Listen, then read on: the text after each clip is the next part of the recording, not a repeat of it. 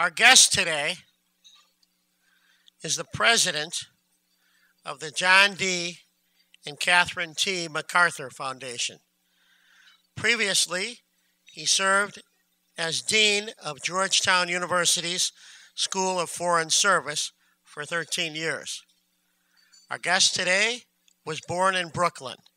He earned his bachelor's degree from the State University of New York and his master's and doctorate from Brandeis University. Our guest today is married to Jennifer Sims. They have a daughter and a son. Ladies and gentlemen, the president of the MacArthur Foundation, Bob Gallucci. Bob? All right, have some fun up here. Thank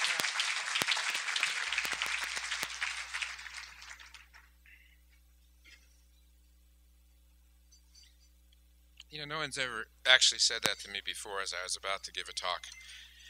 I was just told to have some fun. So, first, it's obligatory to say that I'm pleased to be here. I'm pleased to be with you. Glad you're here, but I really, truly mean it, to be at the City Club of Chicago. And I really welcome the opportunity to, in the Q&A, to have some exchanges, so I'll be looking forward to that. I guess it is appropriate, since everybody asked this question, to start with Chicago, and to say that before I became president of the MacArthur Foundation, I really hardly knew Chicago. I'd been here usually to raise money. I did not anticipate being here to give it away. This is much more fun. So far, I have enjoyed every day I've spent here. It says that here, but I really, I mean that. What were my impressions before I came? I suppose, much like those of other ordinary Americans, a grab bag of stereotypes, mostly from popular culture. So we're talking about a mix of City of the Big Shoulders and Hog Butcher for the World from Carl Sandburg, the tough politics of a huge political machine, muckraking journalists, and the civil rights struggle. Elliot Ness battling Al Capone in The Untouchables, the great music of the Blues Brothers, a gritty urban core as seen in ER, set against American Dream suburbs from Home Alone and Ferris Bueller. I hope you all can handle these cultural illusions and not too.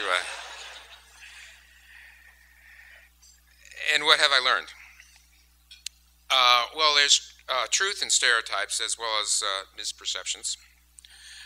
But reality brings surprises like the warmth of Chicago's people, the beauty of the city's buildings, parks, and lakefront, the strength of the business community, variety of neighborhoods, and a sense that Chicago is a genuinely global city, the world-class cultural institutions, vibrant cultural scene, and great restaurants. You can even get good pizza here. And from someone who comes from New York and lived in Rome, that's a compliment. Now let's don't go spoiling this by talking about deep dish. The more I've discovered about Chicago, the more I want to know. The same goes for foundations. Apart from politics, philanthropy is the one profession that often chooses its leaders from other fields. So I am also on a steep learning curve about grant making and the many areas in which MacArthur is active. Let me share with you some insights I have gained into philanthropy. Then I want to discuss my own background and interests and how they help me in my new job. And finally, I will talk about some areas of MacArthur's work that have particularly caught my imagination. Perhaps the most important lesson I've learned is that however the IRS may classify our sector, philanthropy is not charity. American philanthropy is an invention of the early 20th century by people such as Andrew Carnegie and John D. Rockefeller. It set out not to make social problems slightly less bad, but to find out the root causes of a problem, look for new ways to address it, and fund projects to test whether the hypotheses and solution were right. This could be called strategic grant making. Most of what MacArthur does on its best day is this kind of work. Like most foundations, we do very little directly. We decide to pursue a strategy and then award grants to projects, people, and institutions that we think will have the greatest impact executing the strategy with their own expertise, methods, and judgment. Foundations love to talk about leverage. Our resources are limited and the problems are large, so we seek to increase our impact in various ways. We look for issues that are ripe for intervention and draw attention to them. We work with grantees to set out a program of action, and we bring disparate groups together in alliances and in networks.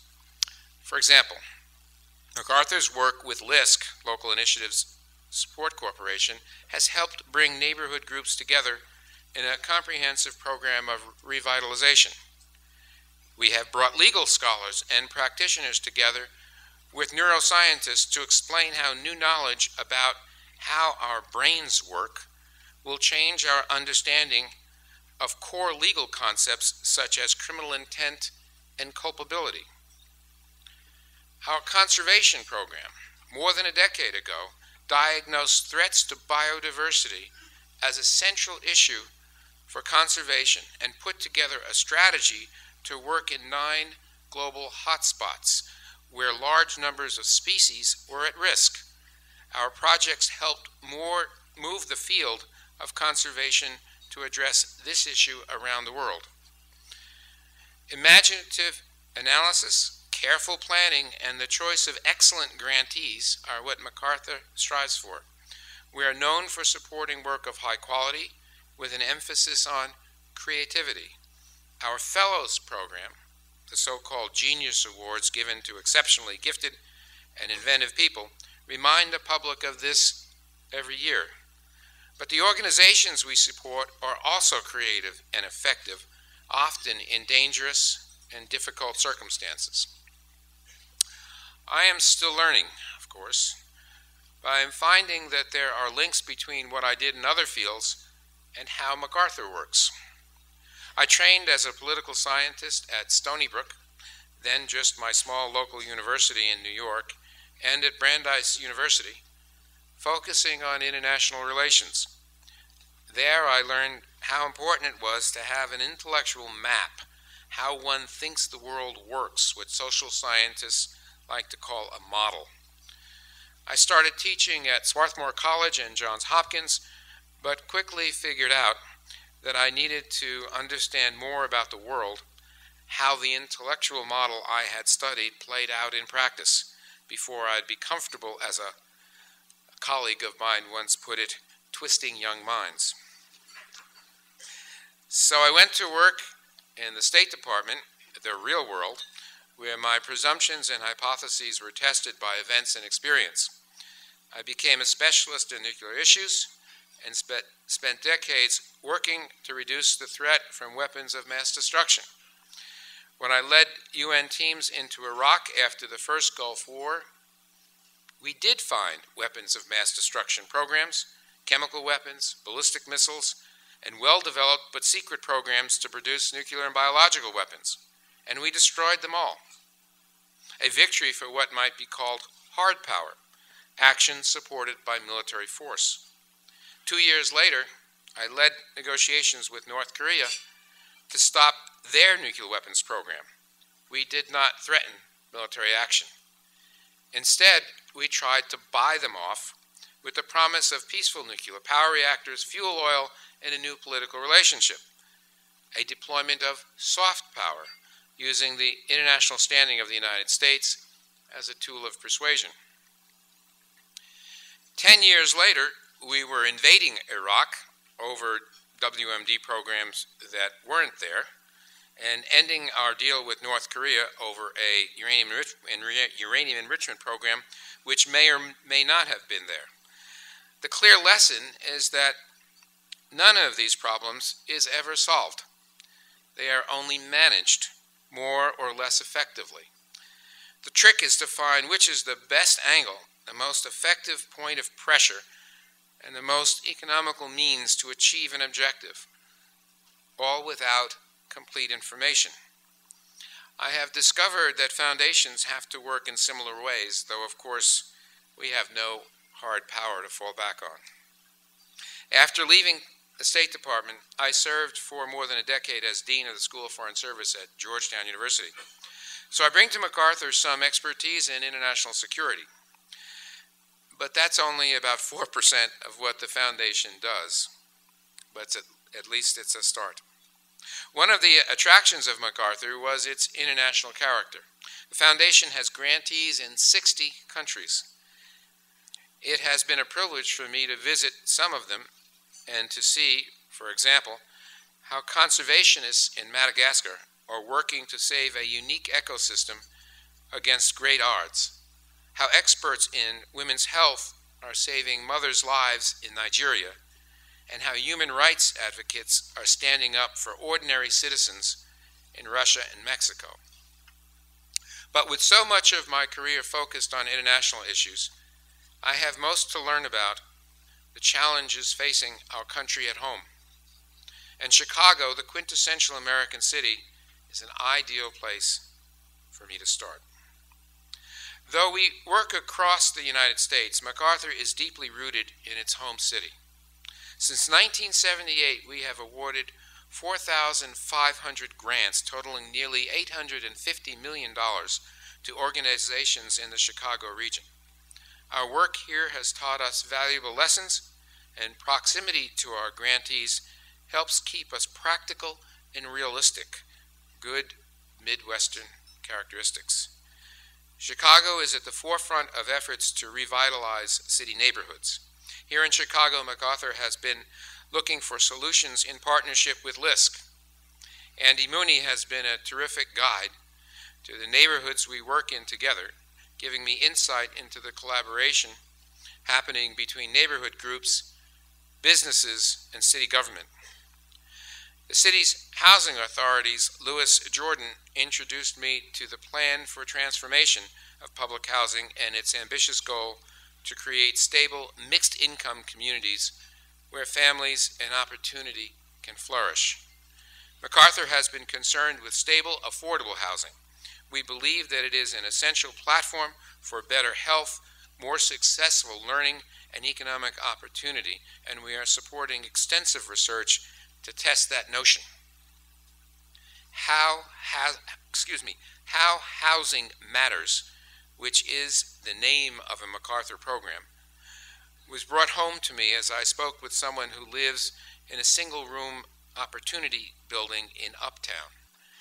In Chicago Lawn, I also saw the persistence and optimism of people grappling with the effects of widespread foreclosure and communities hard hit by job loss. It reinforced my commitment to Chicago's neighborhoods and the people there that are working to improve their quality of life.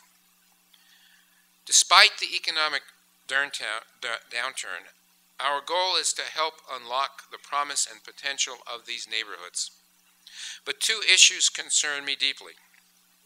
They are fundamental to whether we will succeed as a city, perhaps as a society. They are education and safety. For too many young people, school is not a passport to a better future.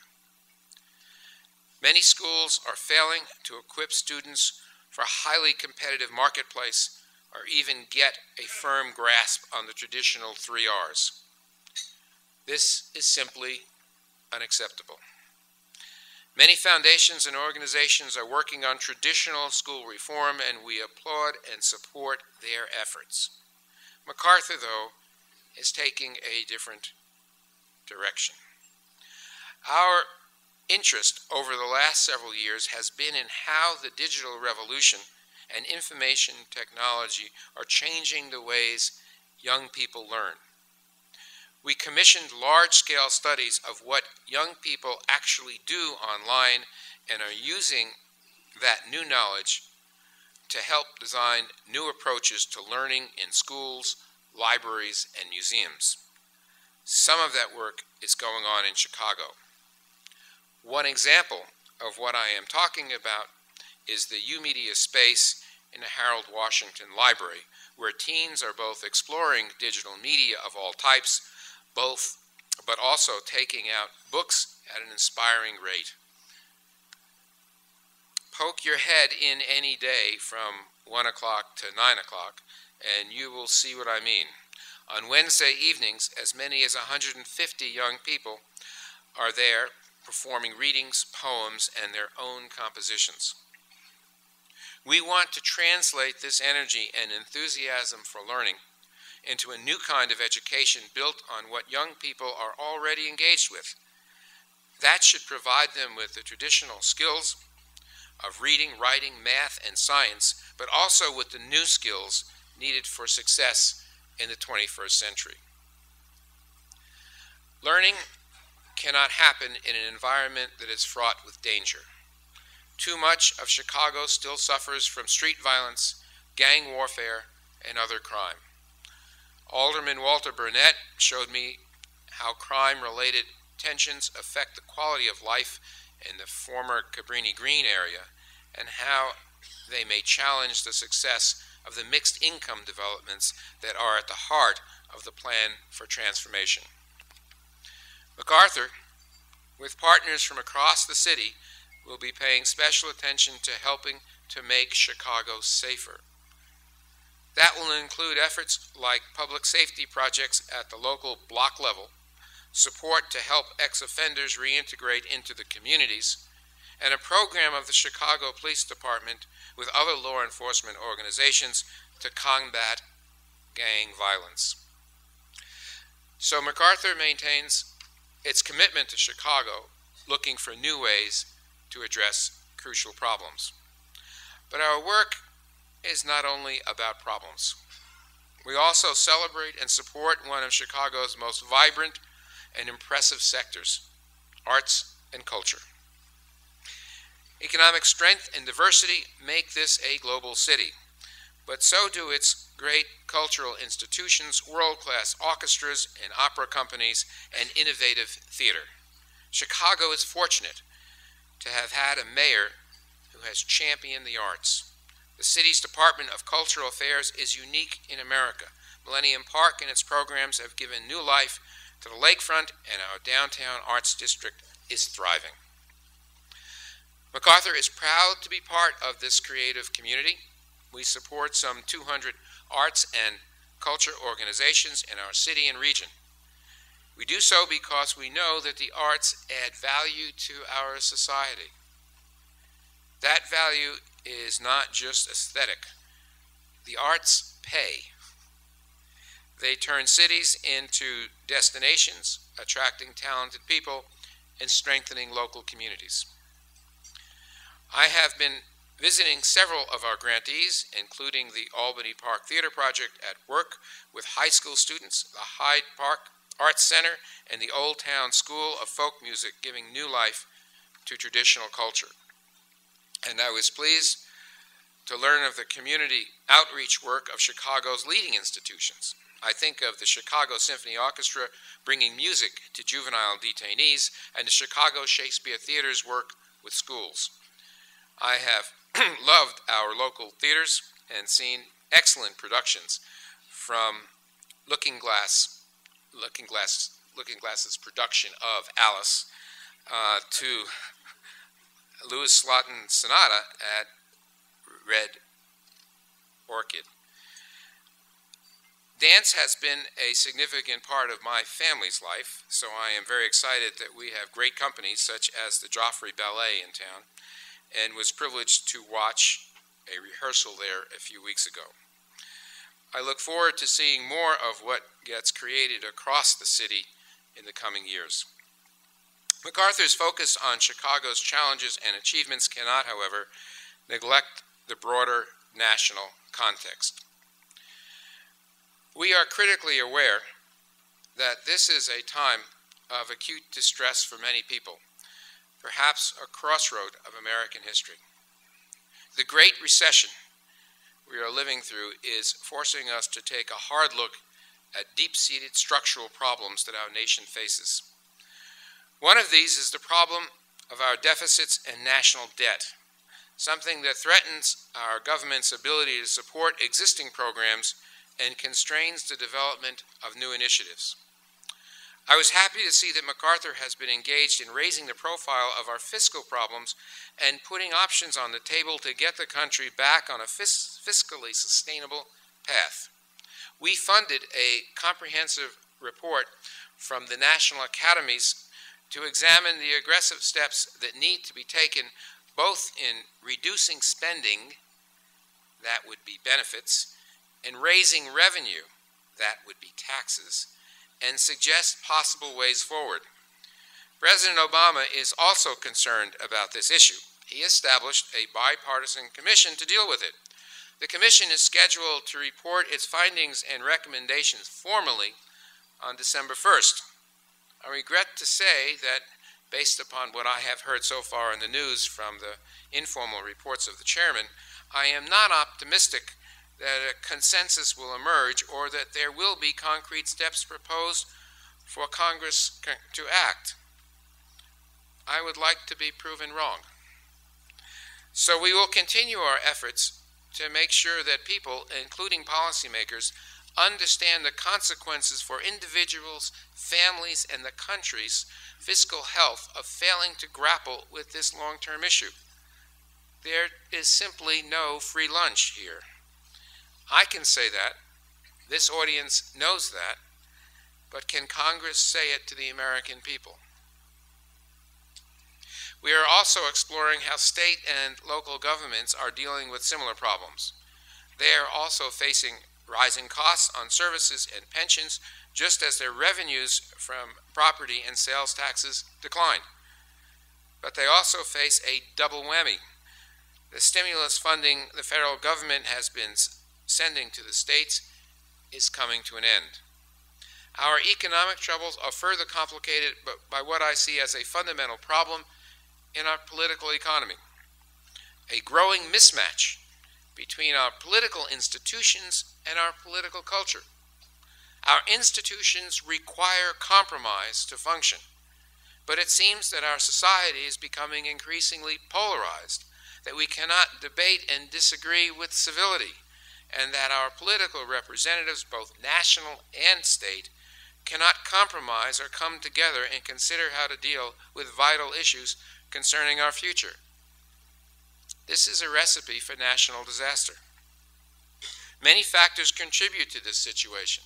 The media has amplified the problem as our traditional news sources are replaced by new outlets and people seek out like-minded analysis that supports what they already believe.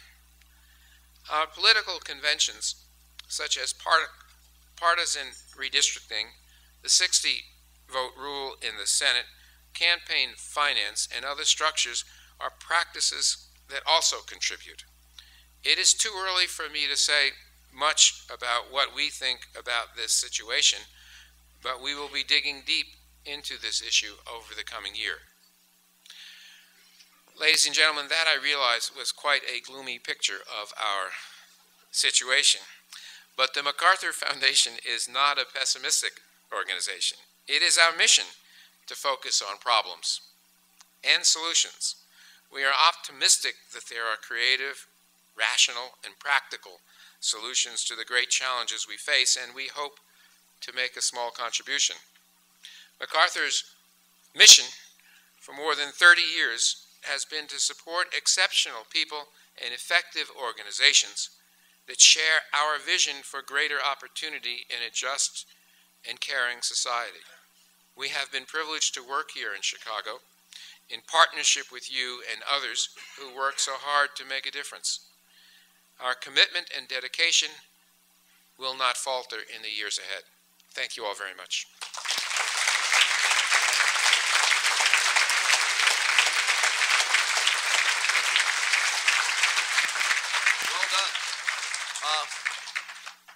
questions, raise your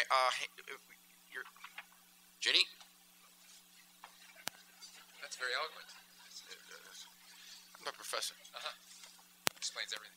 Well, wait till you hear the first question. Okay. Wish you were back at Georgetown. Here we go. What were the 3 biggest MacArthur grants given out in 2010? This is the City Club. That actually doesn't say that. It says, would you tell us something about your early childhood? He just doesn't know who he's dealing with. I have no bloody idea, actually. The 3 biggest grants given out in 2010. The 3 biggest grants. You got enough staff I to don't tell you. I don't know. Okay, look, work with me here.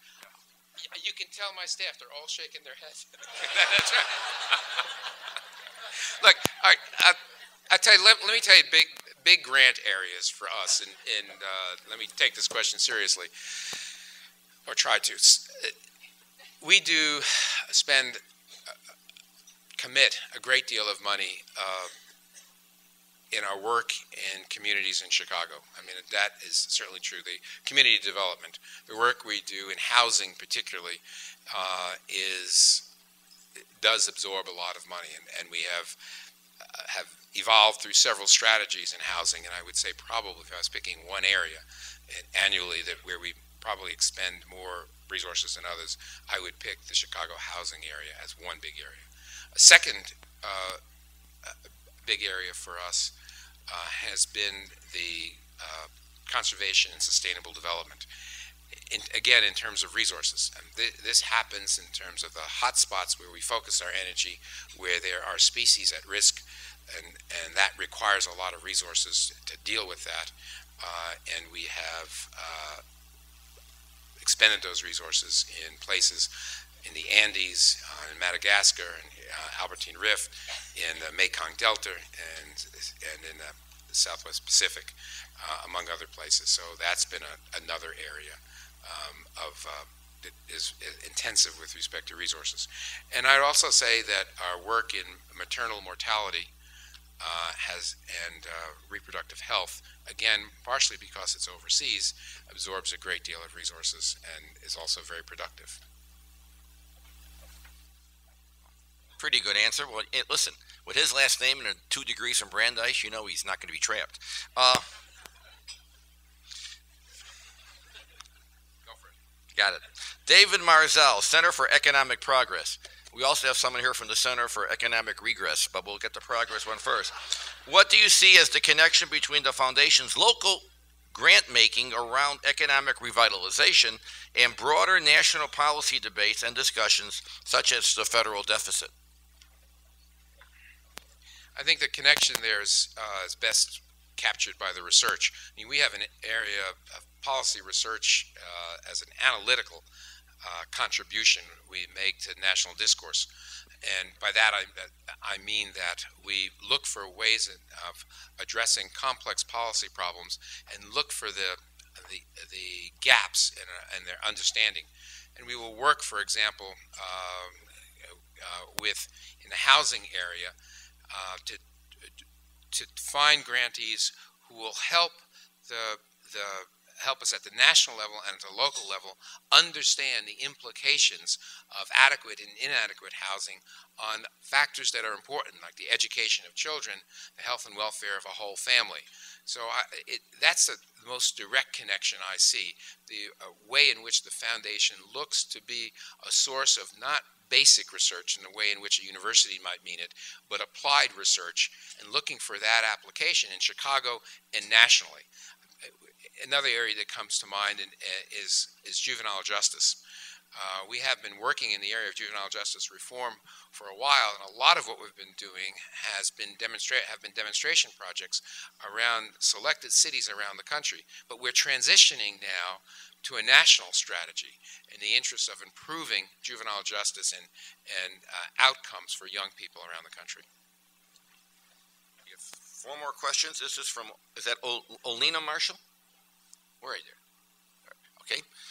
What is the MacArthur from DePaul University? What is the MacArthur Foundation's position on comprehensive immigration reform?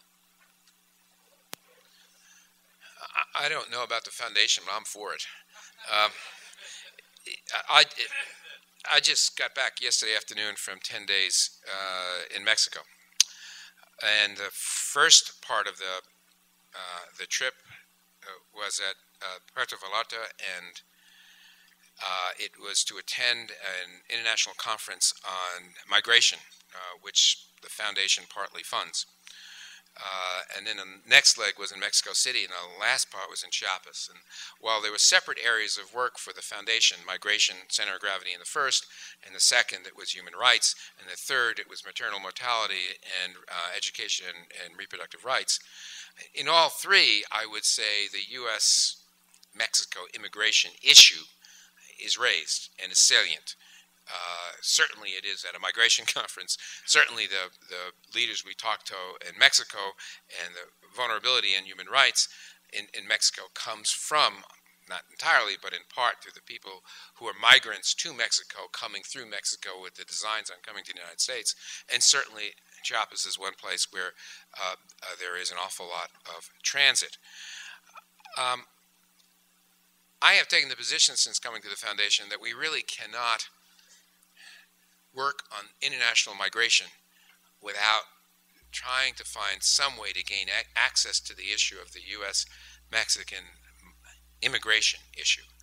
I mean, even after more than 20 years of working in the State Department, even I have difficulty with a level of hypocrisy that would allow one to do international migration and not deal with our own problem here.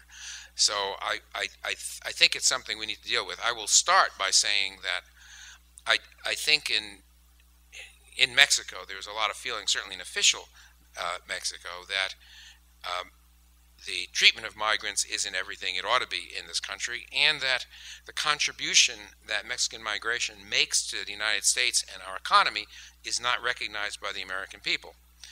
I was very often in a position of explaining that a lot of Americans focus on not what Mexicans call, and in the business is called, unauthorized or irregular migration. The focus is on illegal migration, and how can we let that stand? And we want to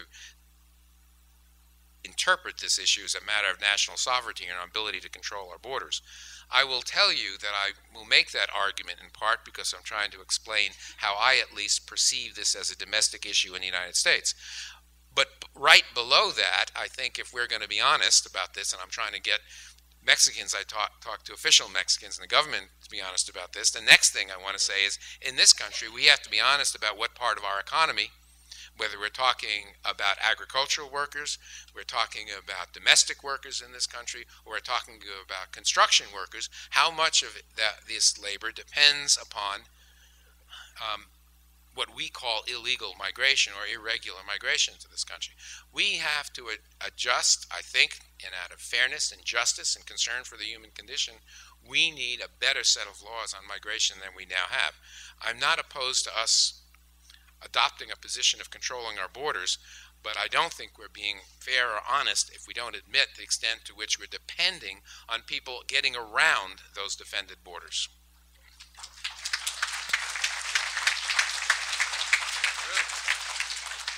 Probably this whole meal could have been a buffet if it wasn't for. Ponder that one.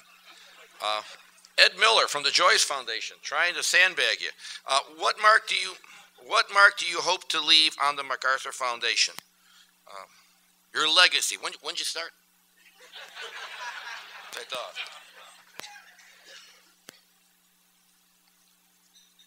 Well, the Hippocratic Oath. First, I'd like to do no damage. But to try to take that question seriously, what I want is for the foundation to be perceived as a group of professionals, the foundation itself, a group of professionals with an engaged board that is truly looking for ways of getting the maximum amount of impact to improve the conditions of human beings in this country and around the world, of the resources that are available to us. It sounded too much like a German sentence, I think. But what I'm groping for here is for the foundation to have a reputation of intelligent grant making, of really figuring out what the problems are.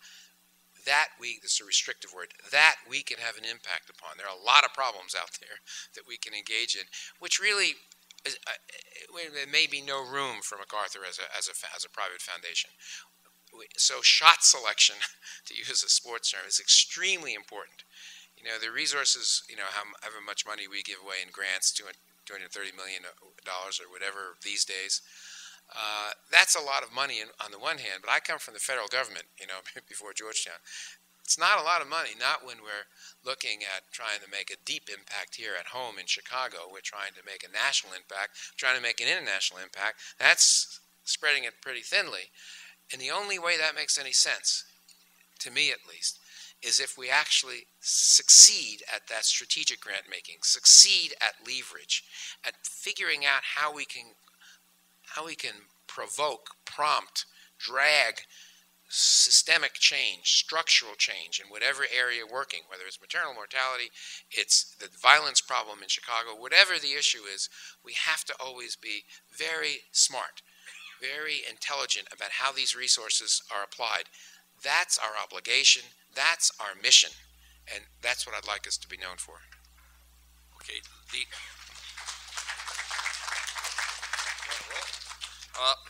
The last two questions will come from our cover guy, the face of the Chicago Tribune, Lawrence Massell. I have another question, but it's unsigned. We allow sandbagging, but you got to have enough guts to sign your name. So, Lawrence Massell asked two questions. Number one, since Terry Mazzani has agreed to run CPS, are there any city jobs you would consider? Chief of police, parking meters are. Anything? No, I gotta let that go. He passes. All right. Remember, when you're on the cover of the Tribune, next is, by the way, the Rolling Stone, so just remember that. Again, from Mr. Mazzal, are there any lessons from your work to secure nuclear peace internationally to the city of Chicago's violent crisis, especially among Chicago's public school children? I don't think probably in the way the question is framed that there's any kind of direct application between negotiating with the Iraqis or the North Koreans or the Serbs or other folks I've had the pleasure of working with, and the violence in American cities, including Chicago, except for the one thing which was a line in my prepared remarks, and that is trying to figure out, conceptualize the situation so that you understand what makes it work, what makes it tick. So there's an intellectual part in a negotiation. If you decide you're going to sit down across the table from the North Koreans and you're going to try to persuade them to give up their nuclear weapons program, you don't start that negotiation by saying, how about it?